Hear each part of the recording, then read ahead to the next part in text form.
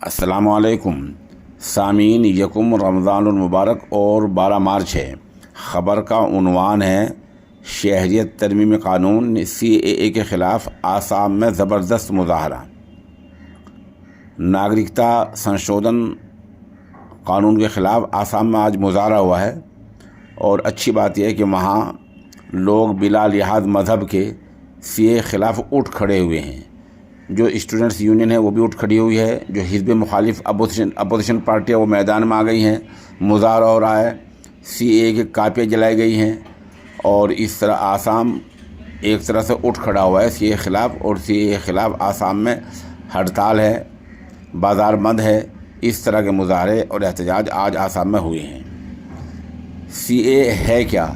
اس بارے میں صحیح بات ابھی تک یہ ہے کہ ہمارے خود سامنے کوئی مکمل اس کا مسودہ نہیں ہے، مطالعہ نہیں ہے، اور ہماری کوشش ہو کہ ہم جلدی اس بارے میں مطلع کریں CAA ہے کیا اور اس کے لیے کس طرح کی تیاری ہونی چاہیے۔